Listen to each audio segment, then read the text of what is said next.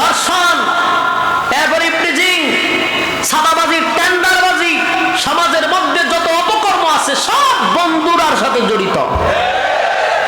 আপনার সন্তানকে আপনারও দায়িত্ব আছে আপনার সন্তানের প্রতি, কার সাথে মিশতেছে, কার সাথে যাইতেছে, এগুলোর দায়িত্ব মা বাবা।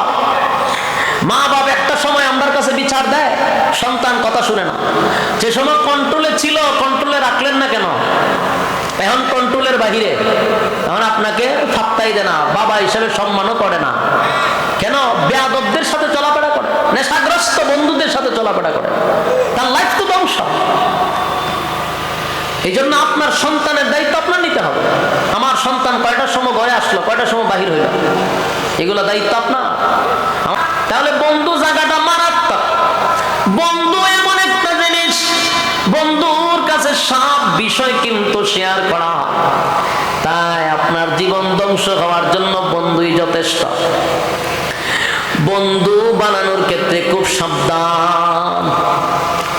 এর যুবক ভাই, উকবার বন্ধুগুলো ছিল মারাত্মক, ডেঞ্জারাস। এই বন্ধুর কারণে উকবা তো নষ্ট এমনি ছিল, আরো নষ্ট হয়েছে। সব দিক দিয়া বন্ধু জড়িত। আপনারা যদি ইতিহাস পড়েন, ফেরাউনের ইতিহাসও যদি পড়েন, ফেরাউন ধ্বংসের একমাত্র কারণ হলো ফেরাউনের বন্ধু। ফেরাউনের ইতিহাস যারা পড়ছেন দেখবেন, ফেরাউনের বন্ধু ছিল হামান। হামাইন্না কিন্তু ফেরাউনের বুদ্ধি দিয়া দিয়া খোদা পর্যন্ত বানাইছে। ফেরাউন্না কইছিল আমি যে খোদা হইতে চাই, আমার তো মানুষে ফিডাইব। হামাইন্না কয় কোনো ফিডাফিডি নাই, তোরে খোদা বানানির দায়িত্ব আমার। কে কয়? বন্ধু কয় তোরে খোদা বানানোর দায়িত্ব আমার, শুধু কর্মসূচি এখন থেকে শুরু কর, প্ল্যান শুরু করে দেয়। তাহলে ফেরাউনকে ধ্বংস করছে বন্ধু হামান। আর রাসূলের যুগে আবু জাহেলের কিছু বন্ধু গ্রুপ ছিল, তারা বন্ধুর জীবন ধ্বংস করছে। উকবারে ডাক দিয়া কয়, উকবারে বন্ধুদের সাথে যেই পরিমাণ গাদ্দারি করছস, আজকের পর থেকে তোরে বয়কট করলাম রে, বয়কট করলাম। আর কোনোদিন তোর সঙ্গে আমাদের চলাফেরা হবে না। নেতা ওই তিনি তোরে নেতা বানানো, বোতল খাই তিনি আর জীবনে বালা কইরা খাওয়ামো, ক্লাবও যাই তিনি তোরে যাওয়ামো। আজকের পর থেকে তোর সাথে আমাদের কোনো ওঠা বসা নাই, তোরে বয়কট করলাম। এখন উপায় চিন্তা করলো, সর্বনাশ, মুহাম্মাদের কালেমা পড়ার কারণে বন্ধুরা আমাকে ছেড়ে চলে যাবে, নেতাগিরি আমার চলে যাবে, আবু জাহিল্লা সেতা, আমার তো উপায় নাই। তাই উকবার সাথে সাথে একটা পল্টি মারছে। পল্টি বুঝেন না আপনারা? সাথে সাথে পল্টি মারছে, ডাক দেয়া কয়, দুস্থ তারা আমার সাইরা যাবি না, দুস্থ রে। আমি কালেমা পড়ছি কথা ঠিক, কিন্তু এটা অরিজিনাল মুহাম্মাদের কালেমা পড়ছি না। জোরে কন্না উযুবিল্লাহ। কি পরিমাণ পল্টি মারছে! আমি কালেমা পড়ছি গো, কিন্তু আমি কালেমাটা আব্দুল্লাহ পুত্র মুহাম্মদের কালেমা পড়ি নাই। আবু বকর যেই কালেমা পড়ছে আমি সেই কালেমা পড়ি নাই। ওমর যেই কালেমা পড়ছে সেই কালেমা পড়ি নাই। এখন বন্ধুরা কয়, তুই কোন কালেমা পড়ছ? তো দুস্থ রে, আমি পলিটিক্সের কালেমা পড়ছি। হ্যাঁ, বলার মানুষ পলিটিক্স বুঝেননি? আপনারা আওয়াজ নাই কেন? আওয়াজ নাই, বক্তা শুধু আওয়াজ কেমনে দিতেন চিন্তা করতেছেন, যদি হুজুরের দাম বেড়ে জায়গা। হ্যাঁ, এরকম চিন্তা ভাবনা আছে আপনারা? একটু আওয়াজ দিলে কথা বলতে উৎসাহ, কারণ আমি তো আপনারা ভাষা বুঝি কম। আপনারা আমার ভাষা বুঝেন কিনা আমি চিন্তার থাকি আওয়াজ না দিলে। আর আপনারা আওয়াজ পাননি, এটার তো একটু টেনশনে আছে। তাহলে একটু কথাও তখন আমি আমার বাসায় ওয়াজ করলে তো ওয়াজ হইতো না, খবর জিয়ারত হইব। মাশাআল্লাহ, যে সুন্দর ভাষা আমরা, সিলেটের ভাষা। আমি আপনারা বুঝেন ওই ভাষাই কিন্তু ইউজ করতেছি। এরপরে যদি না বুঝেন তাহলে তো কপাল খারাপ। বুঝেন যে এটা তো আমার বুঝাইতেই, হ্যাঁ না মাধ্যমে আমার বুঝাইতে। একটু দিলের কান লাগায় শুনেন, বিশেষ করে যুবক, ইয়াং জেনারেশন, আজকে তোমাদের জন্য এই কথাগুলি খুব প্রয়োজন। বৃদ্ধ বৃদ্ধদের জন্য না, শুধু আমাদের যুবক ভাইদের জন্য। কথাগুলো একটু দিলের কান লাগায় শোনেন। যা করছেন আজকের থেকে ব্রেক দিতে হবে। যার তার সঙ্গে বন্ধুত্ব হবে, যারে তারে বন্ধু বানানো যাবে। যুবক ভাই, উকবা ডাক দিয়ে কয় কালেমা পড়ি নাই, সাথে সাথে পল্টি মারছে। আমি কালেমা পড়ছি গো। কিসের কালেমা পড়ছো? কয় আমি পলিটিক্সের কালেমা পড়ছি। কয় সুরা পলিটিক্সের কালেমা কি? কো দোস্ত শুন ভালো করে, আব্দুল্লাহর পুত্র মুহাম্মদকে আমি দাওয়াত দিয়ে নিয়ে আমার বাড়িতে খাওয়াইছিলাম। খানার টেবিল থেকে দাঁড়ায় কয় খাইব না। কেন খাবে না? কয় সে বলতেছে আমি মূর্তি পূজারী, সে পয়গম্বর, মূর্তি পূজারীর ঘরে খানা খাবে না। দোস্ত তোরা ক এই মজলিস থেকে যদি আব্দুল্লাহর পুত্র মুহাম্মদ উঠে যায় রে, সমাজের মধ্যে আমি মুখ দেখাইতে পারবো না, সবাই আমার মুখে তুতু দিবে। তাই বাঁচার জন্য আব্দুল্লাহর পুত্র মুহাম্মদের কালেমা পড়ে ঈমান আনছিলাম। এটা আমার পলিটিক্সের কালেমা ছিল। নাউজুবিল্লাহ। কি পরিমাণ সিটার চিন্তা করেন পল্টি লইছে। যুবক ভাই, উকবার বন্ধুগুলো ছিল ডেঞ্জারাস, মারাত্মক, এর থেকে আরো বেশি শিয়ানা। বন্ধুগুলা ডাক দেয়া কয় দুস্থ রে, এত সহজে তোরে আমরা বিশ্বাস করতে পারি না, কারণ তুই বন্ধু মহলের সাথে বেঈমানি কইরা লাইছস, সুতরাং তোরে এত সহজে বিশ্বাস করা যায় না। আমরা জানি আব্দুল্লাহর পুত্র মুহাম্মদের কালেমা যে পড়ছে রে, কালেমা যে একবার পড়ছে জীবন চলে যেতে পারে, কিন্তু ঈমান ছাড়তে পারে না। এটাই এমন এক শক্তিশালী জিনিস, জীবন ছাইরা দেয় কিন্তু ঈমান ছাড়ে না। আবু জাহিল ডাক দেয়া কয় দোস্ত শুন, আমি সুমাইয়ারে মারছি রে। সুমাইয়া একটা মহিলা, এর ঈমান এত শক্ত ছিল, জীবন দিয়া দিছে, ঈমান দিছে না। তোরে তো এখনো ফিডাই দিছি না, মায়ের দিছি না, তুই কালেমা ছাড়লে কেমনে? কথা বুঝতেছে না মা? হয় আমি সুমাইয়ারে মারছি, জীবন দিছে, ঈমান দিছে না, তোরে তো এখনো মায়ের দিছি না। তোরে যখন সাইজ করুন তখন তুই কালেমা ছাড়তে, তুই তো সাইজই করছি না, তোর তো ফিডা খালি শুরু করো। বন্ধুরা এর হুমকি দিতে তোরে ফিডায়, তোরে সাইজ কইরাম। এবার উকবা কয় দোস্ত শুন, সত্যিকারের কালেমা আমার ভিতরে ঢুকাই নাই।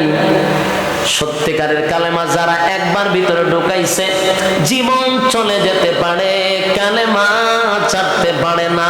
জোরে কম সুবহান। যুবক ভাই, বক্তব্য কার? বেঈমানের বক্তব্য, তারা নিজেরাই স্বীকার করতেছে।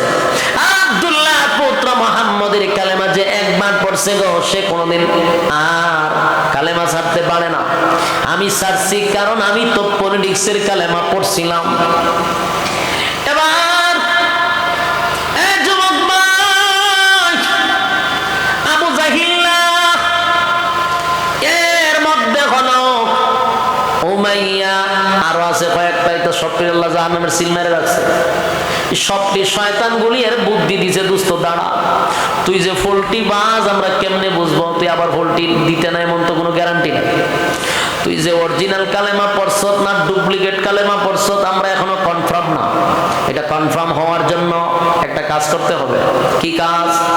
তুই যদি আমাদের কথা শুই না, আমাদের কথা মতো কাজ করস, তাহলে বুঝতে পারবা তুই আমাদের দলে আছো, মুহাম্মদের দলে না।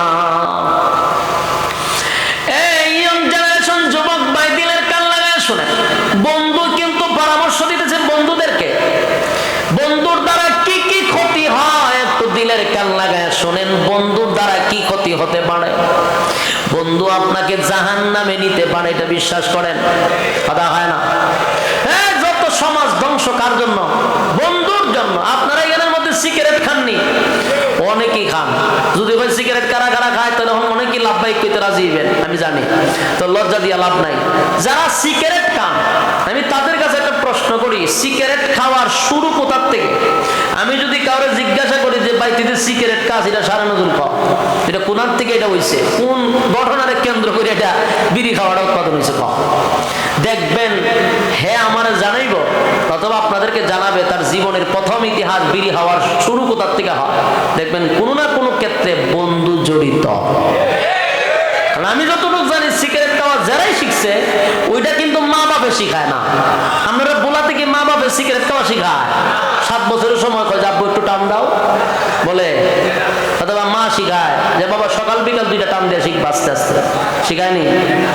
তাহলে খেয়ে শিখায় স্কুলের স্যারেরা যে 10টার পর থেকে সিগারেট খাওয়ার প্রশিক্ষণ দেওয়া হবে, এমন কোনো ক্লাস আছে বাংলাদেশে? তাহলে বোঝা গেল সিগারেট মা বাবা শিখায় না, সিগারেট খাওয়া উস্তাদরা শিখায় না, সিগারেটের একটা উস্তাদ আছে, এটা হলো বন্ধু। কথা খায় না, সিগারেটের উস্তাদই হলো বন্ধু। যারাই সিগারেটটা আমি বুকে হাত দিয়ে বলতে পারবেন আপনারা যে এটার উস্তাদ বন্ধু। এই কাজটা অন্তত বন্ধু শিখায়। যদি আপনারা স্মরণ না থাকে তাহলে ধ্যানমগ্ন অবস্থায় কতক্ষণ বসে থাকবেন, যে শুরুটা কই থেকে হয়েছিল। দেখুন আপনি ধ্যানের ভিতরে শয়তানে ঢুকাই দেবো যে তোর বন্ধু, বলুন কে? মাশাআল্লাহ বন্ধুই কাজগুলো খুব সুন্দর করে করাইতে পারে। এরপরে যারা গাঞ্জা খায়, এরপরে এখন বাড়িছে কি তা নেশাগ্রস্ত যে সমস্ত পণ্যগুলা, যে ট্যাবলেট, এরপরে বাড়িছে এখন কি তা এটা নামও চিনি না, ওই যে আপনার ডাইল হয় একটারে, এরপরে ডাইল একবার আমি পড়ছিলাম বেজাল, আমার কাছে একজন এসে দেখো ভাই এত এলাকার মধ্যে ডাইল ডাইল খায়, আমাকে ডাইল খেলে কি দিচ্ছে, আমি তো ডাইল খাই। আমি তো আর এটার হাকিকত বুঝছি না। আমারও যখন গেছে আমি ডাইল তো আমিও খাই, আরে এই ডাইল না, আমি কোন ডাইল? বুটের ডাইল, বুটের ডাইলও খাই। বুটের ডাইল আমি মসুরিও না। হ্যাঁ বেটা এরপর আবার ডাইল কি আছে, মুগ ডাইল নেই, মুগ ডাইলও খাই। আমার জীবনে জানতাম না যে ডাইল যে একটা নেশাগ্রস্ত জিনিস। ওই একদিন শুনছি আমার বাইরে এইটা না, এই ডাইল হইলো খাইলে পরে এটা নেশা। সর্বনাশ, তুই তো আর মানুষের দ্বারা কোন যেত না যে ডাইল খাই, সাবধান ডাইল খাই কথাটা বললেও ডর করে, ভয় লাগে। এখন বাড়িছে ডাইল, এই যতগুলা নেশাগ্রস্ত জিনিস আছে আমাদের যুবকরা এগুলো এখন খায়। লাইফ শেষ, দুনিয়া শেষ, পরকালও শেষ। এই নেশাগ্রস্ত জিনিসগুলা শিখায় বন্ধু। নেশা যারা শিখে বন্ধু শিখায়। এই বন্ধু আপনার জীবন শেষ করে দিল, দুনিয়ার জিন্দিগি পরকালের জিন্দিগি উভয় জিন্দিগির বরবাদ। বলুন বন্ধু একটা গুরুত্বপূর্ণ জায়গা, সেই জায়গাতে যদি আপনি অযোগ্যকে আপনার বন্ধু বানান আপনার লাইফ ধ্বংস করে দিবে। তার সাথে বন্ধুত্ব করবেন না, সাবধান, খুব সাবধান, খুব সাবধান। বন্ধুত্ব সবার সাথে চলে না, সে আপনার ওজন বুঝবে না, আপনার মানুষের সামনে সে ফাতলা বানাই দিবে, আপনার ইজ্জত সে নষ্ট করে ফেলবে। এই জন্য যোগ্যবান বন্ধু দরকার, যার কাছে আপনি সব শেয়ার করবেন, এটা ভালো একটা বন্ধু দরকার। আউল ফাউলদেরকে বন্ধু বানাইবেন, লাইফ শেষ। কথা বুঝতে চায়? উকবার বন্ধু ছিল মারাত্মক। বন্ধুরা কয় তুই যে অরিজিনাল না ডুপ্লিকেট কেন বুঝো? যদি আমরার কথা মানস তাহলে বুঝুম তুই আমরার দলে আসস, আর না মানলে তুই মোহাম্মদের দলে। উকবা তো শয়তান আগে ছিল, সে খুব দুষ্ট ছিল। রাসূলের একবার নামাজরত অবস্থায় এই উকবাই কিন্তু রাসূলের এই শরীরের মধ্যে উটের নারী বুড়ি রাখছিল। তো আগের থেকে শয়তান, এ খুব মারাত্মক খারাপ ছিল। দুস্থ তোরা যা বলবি তা মানতে বাধ্য। দুস্থরা মিল্লা এরা পরামর্শ দিল, যেই জবান দিয়ে কালেমা পড়ছস এই জবান থেকে মুহাম্মদের সুন্দর চেহারার মধ্যে তুতু মারতে হবে। নাউজুবিল্লাহ। আপনারা নাউজুবিল্লাহর আওয়াজটা আন্তরিকতা নাই, নবীর প্রতি মহব্বত কম।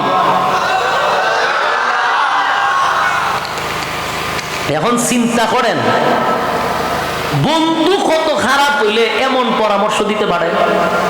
কথা হয় না? আজকের সমাজের যুবক কেমন ধ্বংস হয়?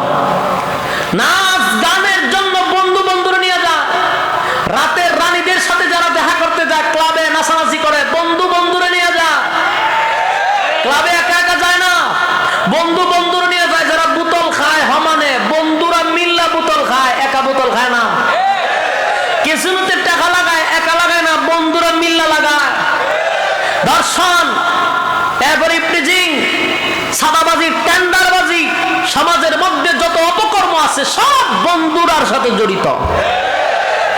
আপনার সন্তানকে আপনারও দায়িত্ব আছে আপনার সন্তানের প্রতি। কার সাথে মিশতেছে, কার সাথে যাইতেছে, এগুলোর দায়িত্ব মা বাবা। মা বাবা একটা সময় আমার কাছে বিচার দেয়, সন্তান কথা শুনে না। যে সময় কন্ট্রোলে ছিল, কন্ট্রোলে রাখলেন না কেন? এখন কন্ট্রোলের বাহিরে, এখন আপনাকে ফাপ্তাই দেয় না, বাবা হিসেবে সম্মানও করে না। কেন? বেয়াদবদের সাথে চলাফেরা করে, নেশাগ্রস্ত বন্ধুদের সাথে চলাফেরা করে, তার লাইফ তো ধ্বংস। এই জন্য আপনার সন্তানের দায়িত্ব আপনার নিতে হবে। আমার সন্তান কয়টার সময় ঘরে আসলো, কয়টার সময় বাহির হইল, এগুলো দায়িত্ব আপনার। আমাদের দেশে দেখবেন, আমার মসজিদও মাঝে মধ্যে যায়, প্রশাসনের লোক গিয়া মাইক একটা লইয়া কয় মাদক মুক্ত পরিবেশ আমরা গড়ে তুলতে হবে। কি বক্তব্য দেয় ইমাম সাহেবের মিম্বরের সামনে কারিয়া। মাঝে মাঝে মেজাজটা গরম হয়, কিন্তু কইতারি না, কারণ হইলো বিপদ তো আমরাও আছি, সব কথা তো আর কইতে পারি না। বেটা কিয়ামত পর্যন্ত এরকম বক্তব্য দিতে পারবে মাদক মুক্ত হবে না। সুররে কয় চুরি কর, আর গিরস্ত্রে কয় সজাগ থাক। কথা বুঝতেছেন নি? মাদক মুক্ত হইতো, মাদক কর্তৃক আসে, ট্যাবলেট কর্তৃক আসে, বাংলাদেশে তো উৎপাদন হয়, কথা হয় না। এটি যেখান থেকে আসে ওখান থেকে আসার সুযোগ দেয়, আর বাংলাদেশ আসার পর খাইস না। এটা বাউতাবাজি সারানোর দরকার। এদেশের মানুষের লাইফ নষ্ট করে দিচ্ছে, যুবকগুলির পড়া লেখা যা আছে সব শেষ। এগুলো আসে সব দাদার দেশ থেকে। কথা বুঝতেছেন? কেমনে? আমার বাড়ি একবারে বর্ডারের কাছে, আমার বাড়ি হইলো হবিগঞ্জ, পাশে হইলো চা বাগান। আমার বাড়ির থেকে চা বাগান শুরু, চা বাগানের সাইডে দিয়ে আমার বাড়ির থেকে ওই দাদার দেশের আলু দেখা যায়, এরকম লাইট দেখা যায়, আমার বাড়িতে দেখা যায়। ওখানটা বড় বড় এই জ্ঞান গলে এইদিকে ঢুকে, মোটর সাইকেল দিয়ে দিয়ে ঢুকে দুমছে, এটা লইয়া ভিতরে ঢুকে, ঢুকবার সময় খুব সুযোগ দেয়, তাড়াতাড়ি বেরো তাড়াতাড়ি বেরো। এটা বাংলাদেশে আবার পরে এর পরে খাইস না। বিড়ালের সামনে যদি শুটকি দিয়া সামনে লটকায় রাখেন, বিড়ালের কিন্তু সবচেয়ে প্রিয় খাবার হলো শুটকি। শুটকিটা যদি আপনি নাকের ধারে দিয়া বলে বিলাই সাবধান, এটা তোর সামনে দিছি ঠিক, কিন্তু খাইবে না, এটার ভাই চাইবেও না, সেপ পালাই দে, চাইস না। বিলাই এটা কোন ধরনের বিচার আমি বুঝলাম না। তো বুঝোস না? বলে না, তোর সামনে আমার সামনে রাখলেন আমার ফেভারিট খাবার, আমার ঘরে এটা ধরতাম না, ধরলে জিয়াল দিবেন, ভাসে দিবেন, ঘটনা গীতা। তখন বিড়ালে তো বাসা নাই, হের বাসায় কয় এরকম আইনটা জুতা দা দেই আমি। বিড়ালে কয় এরকম আইন যারা করছে এর কপালে জুতা দা মারি। আমার ফেভারিট খাবার আমার নাকের সামনে দিয়া খাইস না, খাইলে জরিমানা। এই খাবারটা তুই বাস্ক বন্দি করে তো, ঠিক না? বাস্কবন্দি করে তো ইয়া হজ বলে বাস্ক করলে খাইস না, যুক্তি আছে। আমার সামনে ওপেন করে রাখবেন, এরপরে খাইস না, এটা তো ফাইজলামি, ঠিক না? এই সমস্ত নেশাগ্রস্ত জিনিস ওপেনে আনে, এরপরে খাইস না, খাইলে কিতা করবেন? খাইলে সাইড দেওয়ালের ভিতরে বন্দি করে তো বেটা এটা তুই ডুবলে দিতে আসলে না। এই খাস এই সাইড দেওয়ালের ভিতরে যাওয়ার আগে তো এই জিনিসগুলো তো ভিতরে ঢোকার জন্য নিষেধ করা দরকার ছিল। যে গেট দিয়ে আসে ওই গেটের লোক রাখার দরকার ছিল, ঠিক না? সব উল্টা পাল্টা। যেন আমরা উলামায়ে কেরাম আপনাদেরকে সবসময় ভালো পরামর্শ দিই, আপনার সন্তানদেরকে আপনার মোটের মধ্যে রাখবেন, বাজে বন্ধুদের সাথে যেন চলাফেরা না করে। কথা বুঝতেছেন? এবার শুনেন, উকবার বন্ধুগুলা তো এমনি হলো দুষ্ট, আবার কেমন একটা বুদ্ধি দিছে চিন্তা করছেন? কই যেই জবান দা কালেমা পড়ছস, ঠিক ওই জবান দিয়া আব্দুল্লাহর পুত্র মুহাম্মদের সোনার চেহারার মধ্যে যদি তুই মারতে পারস, নাউজুবিল্লাহ, তাহলে আমরা বুঝবো তুই আমাদের দলে আসছস, আমরা খুশি হয়ে যাব। কেমন বন্ধু, এর পরামর্শ দিছে। হ্যাঁ, কিন্তু এরকম চিন্তা ভাবনা করছিল না, কিন্তু যে বন্ধুর সাথে চলে, হয়তো দোস্ত আমি রাজি, নাউজুবিল্লাহ, হ্যাঁ আমি রাজি। কেন রাজি? গদির জন্য, চেয়ারের জন্য, পলিটিক্সের কালেমা পড়ছে তো। এই গদির জন্য মানুষ সব করতে পারে, সব উকবাই যারা করছে সব করতে পারে মানুষ। উকবাই আমি রাজি। 4-5 জন মিল্লা এরা রাসূলের কাছে গেছে, আল্লাহ রাসূল খানায় কাবার থেকে দূর থেকে এরা দেখছে এরা যে আসতেছে। রাসূলের ভিতরে তো মায়া মহব্বতের অভাব নাই। রাসূল একেবারে দরদ মাখা দিল নিয়া রাসূল উঠে দাঁড়াই গেছে, দাঁড়ায় আস্তে আস্তে এদের দিকে আরো আগায় যাইতেছে। আল্লাহর হাবিব মনে করছে গতকালকে কালেমা পড়াইছি, মনে হয় গো বন্ধুদেরকে লইয়া আজকে সবার সামনে কালেমা পড়বে। নবী ভাবছে একটা, তারা করতে আসছে আর একটা। আল্লাহর হাবিব ভাবছিল হায় রে নেতারে কালকে কালেমা পড়াইছি, আজকে নেতায় আরো 5 জন নেতা নিয়ে আসছে, এরা যদি কালেমা পড়ে গো ইসলামের শক্তি বেড়ে যাবে। কারণ নেতায় কালেমা পড়লে ইসলামের শক্তি বাড়ে। কারণ হযরত ওমর আল্লাহর কাছ থেকে নবী উমর রে ছায়া আনছে। সুবহানাল্লাহ। খলিফাতুল মুসলিমিন হযরত ওমর ইসলাম ধর্ম গ্রহণ করার পরে ইসলামের শক্তি বাড়ছে না কমছে? অনেক গুণে বেড়ে গেছে। ওমর ইসলাম ধর্ম গ্রহণ করার পরে প্রকাশ্যে নামাজের অনুমতি আসছে। সুবহান। হযরত ওমর বলেন হাবিব আমি ওমর কালেমা পড়ছি গো, আর আজকে আপনি লুগাইয়া নামাজ পড়বেন, এটা তো হতে পারে না। আমি আপনারে ওয়াদা দিলাম আজকে থেকে আপনি প্রকাশ্যে নামাজ পড়বেন। আল্লাহর হাবিব আমারে অনুমতি দেন, আমি একটা বক্তৃতা দিব। হযরত ওমর তরবারি লইয়া জোরে জোরে বক্তব্য দিতে লাগলো। মক্কা নগরীর কুরাইশ বংশের লোকেরা এবং যত লোক আছে সবাইকে আমি সাবধান করে দিলাম, আমি উমর ইসলাম ধর্ম গ্রহণ করছি, প্রকাশ্যে নামাজ হবে। পারত যদি কেউ বাধা দিতে কার সন্তান এতিম করতে চাস আমার তরবারের কাছে আয়, কার বিবিকে বিধবা বানাইতে চাস আমার তরবারের কাছে আয়। এবার আবু জাইল্লা ঘর থেকে কয় সব বানাচ্ছে, তোমার বক্তব্য কে দে রে আমার এলাকায়? আবু জাইল্লা ঘর থেকে বাইরে গিয়া দেহে উমর বক্তব্য দেয়। উমর রে দেখে আবু জাইল্লা পিছন দিকে না চাই একটা দৌড়টা করে গেছে। আপনারা দেশ কুত্তায় খাদ্য লাগতে দেখছেন নি? কুকুর আর কুকুরে দেখছে দেখার মধ্যে খালি দেখলেই তোরা কিছু শিখেন। কুত্তায় যখন খাদ্য লাগে, যার সাথে ঝগড়াটা লাগতো চায়, যেটা একটু সবল স্বাস্থ্যবালা বডিবালা, এটার সাথে যখন ঝগড়া লাগতো যায়, যেটা দুর্বল এটা যখন দেহে শরীর মোড়া ছোড়া দলে খাইয়া লাগব, তখন হেন মতো কিভাবে হয় জানেননি? যখন দেখবেন দুর্বল কুকুরটা আস্তে করে লেঙ্গুরটা তার 2 ভাবের নিচে তা ঢুকায়। দেখছেন কিনা জানি না, আমি নিজে দেখছি। 2টা পায়ের নিচে দিয়ে লেঙ্গুরটা ঢুকাই দেয়, ঢুকাইয়া এভাবে খাইতে হয়, খাইতে গ্যাগ গ্যাগ করতে বিজলি দেয়, বিজলি দিয়ে আস্তে আস্তে আস্তে করে আপকে একটা দৌড় মারে। ঠিক নেই? এর দ্বারা বোঝা যায় বাবা তোর শরীর মরিল দিকে বুঝা লাগছি যে দললে আমার ছাড়তে না, তাই আগের থেকে লেজটারে পায়ের নিচে নিয়া এরপরে ব্যাখা হইয়া একটা দৌড় দেয়। ঠিক তেমনি ভাবে আবু জাহেল উমরের দিকে একবারে লেজ গুটাইয়া দৌড় দিয়া ঘরের ভিতরে গেছে। সব বলা উমরের দিকে খুব ডরাইছে। উমরের মেজাজ ছিল গরম। ইসলামের অনেক উপকার হয়েছে উমর আসার পরে। খলিফাতুল মুসলিমিন হযরত উমরের শয়তানে ভয় পাইতো, এমন মেজাজ গরম ছিল। আর এই মেজাজটা আল্লাহর কাছে পছন্দ ছিল। সুবহানাল্লাহ। উমরকে বলা হয় মেজাজে ওহী, যার মর্জি মিজাজ মতো আল্লাহ কোরআনের বহু জায়গায় আয়াত নাজিল করছে। সুবহানাল্লাহ। উমরের মেজাজ গরম ছিল। একবার রাসূল এক সাপুরিয়ারে কইতেছে তোর গাটির কিতা এক ওয়াইটের ভিতরে সাপ আছে। রাসূল কই দেখি, এবার দেখাইতাম না। দেখাস না, এখন আর দেখাবো না। রাসূলটা না করে দেখাইতো না। রাসূল 2বার কইছে, হে রাসূলের হাতটাই দেয় না। আল্লাহ রাসূল সব বনা সেদি আমার দেখা হই না, তো দেখায় না শেষ। রাসূল চলে যাবে, রাসূল চলে যাবে। হঠাৎ করে রাসূল তাকায়া দেখে হের নিচে দিয়ে তাকায়া দিয়ে প্রস্রাব করতেছে দাঁড়াইয়া, আবার দেহ শরীর কাঁপতেছে, চোখ 2টা ভরে গেছে। রাসূল কই ইন্না লিল্লাহ, আমি তো তোমার কোনো কষ্ট দিছি না, আমি তোমার কি ধমক দিছি? আমার দ্বারা কি কোনো কষ্ট পাইছ? তখন দেখে খালি কাঁপে আর মুতে, আবার চোখ 2টা বড় বড়। রাসূল কয় আমি কি কষ্ট দিলাম? তারা তো কোনো ধমক দিলাম না, এইভাবে এরকম অবস্থা কেন হইলো? রাসূল হঠাৎ করে পিছে তাকায়া দেখে উমর খাড়া হইছে। খলিফাতুল মুসলিমিন উমর যে খাড়া হইছে, তরবারি একবার ঢুকায় একবার বাইর করে। এই দৃশ্য দেখতে জাগাত মুতে দিছে এবং কাঁপা শুরু করছে। রাসূল কয় সর্বনাশ, এই কারণে তুই কই হেরি অবস্থা কেটে? উমর রে হয় তোমার চোখ লামাও, তোমার এই চোখ দেখতে হেতে জাগাত মুতে দিছে।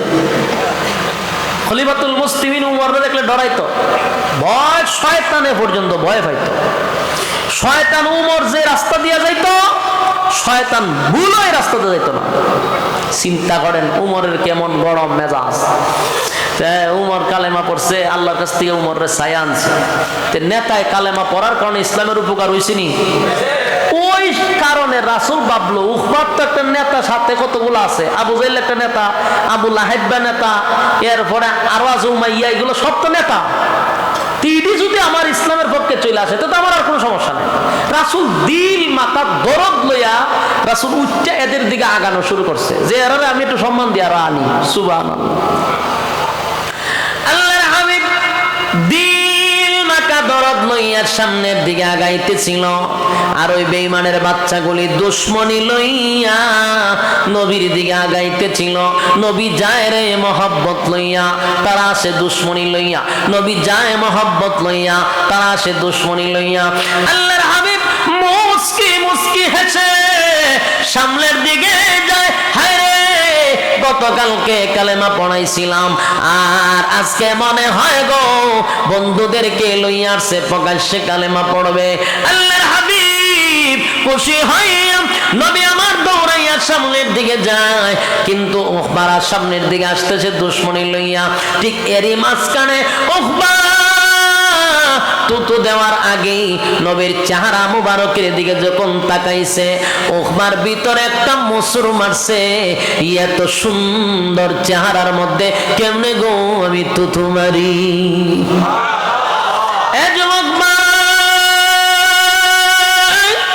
আল্লাহর হাবিবের চেহারা কত সুন্দর, এত সুন্দর চেহারার মধ্যে কেমনে গো তো মারবে? উখবার ভিতরে একটা মুসুর মারছে। যেই চেহারার দিকে তাকাইলে আমার নবীর চেহারা এত সুন্দর ছিল রে, নবীর চেহারার দিকে তাকাইলে ক্লান্তি দূর হয়ে যেত, ক্লান্তি দূর হয়ে যেত। নবীর চেহারার দিকে তাকাইলে কিদা পর্যন্ত নিবারণ হয়ে যেত। আল্লাহর নবীর চেহারা এত সুন্দর ছিল, যে চেহারার দিকে তাকাইলেই মানুষ বুঝতে পারত উনি আল্লাহর পয়গম্বর। এই নবুয়তের চেহারা এত সুন্দর চেহারা, হায় কত সুন্দর চেহারা। উখবায় কয় কেমনে রে তো তোমারি? যে চেহারার দিকে তাকাইয়া সাহাবায়ে কেরাম তৃপ্তি পায়। আর আল্লাহ বলেন আমার বন্ধুর যে সুন্নাত আমি আল্লাহ কাউরে বানাই নাই, কাউরে বানাই নাই। হযরত জিবরাইল আলাইহিস সালাতু ওয়াস সালাম পর্যন্ত বলতে বাধ্য হয়। জিবরাইল বলেন আমি হাজার হাজার লক্ষ বছর আগে আমি জিবরাইলের সৃষ্টি হইছে, আমি 1 মিনিটের ভিতরে গোটা পৃথিবীটা কয়েকবার চক্কর দিতে পারি নেই। আমার জীবনে যত মাখলুক দেখছি, আমার জিন্দেগির মধ্যে বলতে পারি আল্লাহর পয়গম্বর নবী মুহাম্মদুর রাসূলুল্লাহ সাল্লাল্লাহু আলাইহি ওয়াসাল্লামের চেয়ে সুন্দর আমি আর কাউরে দেখি নাই। জোরে কোন সুবহানাল্লাহ। হযরত জিবরাইল বলেন আমার জিন্দেগিতে এত সুন্দর কাউরে দেখি না। আল্লাহ ডাক দিয়ে বলেন জিবরাইল রে তুমি কি দেখছো আর কি দেখবা? তুমি বলছো দেখি নাই, আর আমি আল্লাহ বলি আমার বন্ধুর চেয়ে সুন্দর আমি কাউরে বানাই না। তুমি দেখছো না, দেখবা কোথা থেকে? আমি তো বানাই নাই, আমার বন্ধুর চেয়ে সুন্দর কাউরে বানাই নাই গো। আল্লাহ বলেন আমার বন্ধুরে আমি দেখার জন্য, বন্ধুরে সব সময় দেখি আমার মন ভরে না, আমি আমার বন্ধুরে দ্বারে বসাইয়া দেখার জন্য বন্ধুরে আমি ইনভাইট করছিলাম। বন্ধু গো আপনার আমি দাওয়াত দিলাম, বন্ধুরে বন্ধু দাওয়াত দিয়া নিয়া দুনিয়াত না বন্ধুরে দাওয়াত দিয়া নিছে 7 আসমান টপকাইয়া, সিদরাতুল মুনতাহা টপকাইয়া, আরশ আজিমে বসাইয়া, বন্ধুর পাশে বন্ধুরে বসাইয়া বন্ধু বন্ধু গল্প করছে, আর মন বড়ে কুদরতি নজর দিয়া বন্ধুরে দেখছে। এ যুবক ভাই, যে চেহারার দিকে তাকাইয়া বেঈমানের বাচ্চাগুলি তারা নিজেরাই বলতো এটা কোনো মিথ্যাবাদীর চেহারা হতে পারে না, আমরা এটা বলতে পারি উনি আল্লাহর পয়গম্বর, সাধারণ কোন মানব না, সাধারণ কোন মানব না। আল্লাহর নবীর চেহারায় প্রমাণ করত উনি পয়গম্বরী চেহারা। এত সুন্দর চাঁদ কেমনে গো উখবায় তো তোমার কেমনে বানবে? চেহারা দেখে উখবার ভিতরে মুসর মারছে। ঠিক এই মুহূর্তে আল্লাহর হাবিব সামনের দিকে আগায়া গেল, সামনের দিকে আগায়, সামনের দিকে আগাইয়া নবী মুস্কি মুস্কি হাসে। নবীর ভিতর তো ছিল আরেকটা, মনে হয় কালেমা পড়ার জন্য আসছে। তাদের ভিতরে ছিল দুশ্মনী। এ যুবক ভাই, দুশ্মনী লইয়া বেঈমানের বাচ্চাগুলি নবীর সামনে হাজির, আর আল্লাহর পয়গম্বর দিল মাকা দরদ লইয়া তাদের সামনে হাজির হইছে। নবী ডাক দিয়ে বলেন, ওহমারে গতকালকে কালেমা পড়াইছিলাম, আজকে কি আবার বন্ধুদেরকে লইয়া আইছত কালেমা পড়ার জন্য? নবী মুস্কি মুস্কি হাসতেছিল আনন্দে। ঠিক এই মুহূর্তে ওহমা বলে, না কালেমা পড়ার জন্য আসি নাই, কালেমা ফেরত দেওয়ার জন্য আসছি। জোরে কর নাউযুবিল্লাহ।